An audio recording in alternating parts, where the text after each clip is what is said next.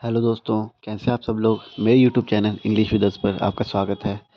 कल मैं शादी में आया हुआ था, तो मैंने 17 जनवरी के मेरे को यहाँ पे द हिंदू का न्यूज़पेपर नहीं मिला, तो द हिंदुस्तान टाइम्स का न्यूज़पेपर मैंने कल पढ़ा और उसमें से आप लोगों के लिए 5 वर्ड्स लेके आया हूँ।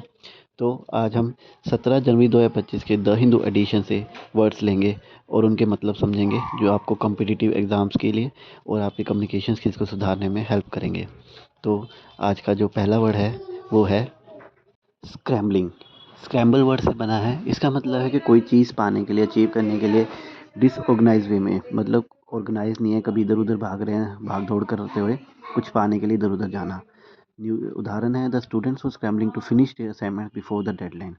न्यूज़ है, this left them scrambling to switch schools often without properly updating IRCC, he stated. इससे उन्हें स्कूल बदलने के लिए जल्दी जल्दी भाग दौड़ करनी पड़ी, अक्सर बिना आईआरसीसी को सही तरीके से अपडेट किए, उन्होंने कहा। तो जो स्कूल बदलना था, ये अचीव करने के लिए कि स्कूल बदल लें, उसके लिए जो उन्हें डिसऑर्गेनाइज वे में इधर उधर घूमना पड़ा, उसके लिए ये वर्ड स्क्रैम्बलिंग का यूज़ किया गया है। आज का दूसरा शब्द है शेल आउट। ये शायद किसी कॉम्प्रीहेंशन वगैरह में आ सकता है, कॉम्पिटिटिव एग्जाम से इतना इंपॉर्टेंट ना हो, पर कम्युनिकेशन स्किल्स के लिए काफ़ी अच्छा है कि जब अधिक पैसा खर्चा जाए, जितना उम्मीद हो उससे ज़्यादा, और जिसकी इच्छा ना हो, उसमें शेल आउट वर्ड यूज़ करते हैं। उदाहरण है, they had to shell out a lot of money to repair their car. News है, domestic, non domestic and industrial electricity consumers in Haryana will continue to shell out an additional 47 paisa per unit for power consume till March 2026।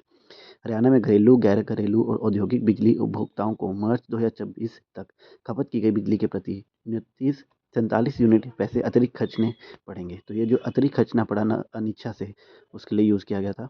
आज का तीसरा शब्द है, इसका अर्थ होता है कोई चीज़ जो पता हो, दिख रही हो, प्रत्यक्ष हो, मतलब पर बताई ना गई हो, पहले से अंडरस्टूड हो। उदाहरण के तौर पे, there was a tacit agreement between two parties not to interfere. News है, the blast was allegedly orchestrated by a mining cartel operating with tacit support from stated authorities। विस्फोट कथित रूप से एक खनन कार्टेल द्वारा आयोजित किया गया था, जो राज्य प्राधिकरणों से अप्रत्यक्ष समर्थन प्राप्त कर रहा था, जो इस क्षेत्र में अवैध खनन का एक और चिंताजनक उदाहरण प्रस्तुत करता है।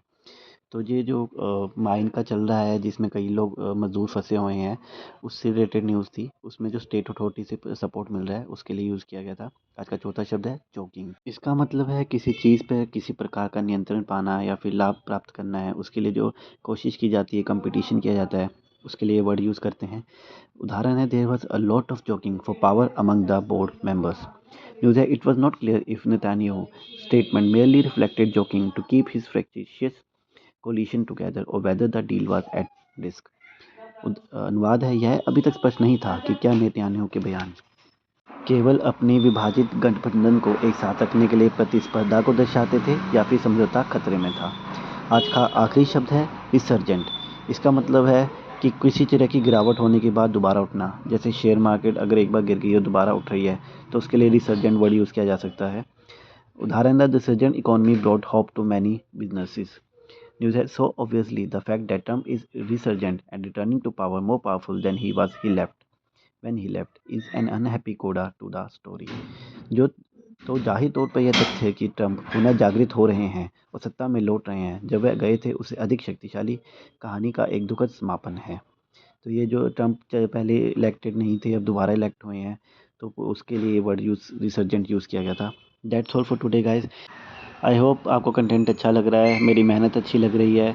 लाइक कीजिए, सब्सक्राइब कीजिए, दोस्तों के साथ शेयर कीजिए। कल फिर मिलते हैं। Thank you.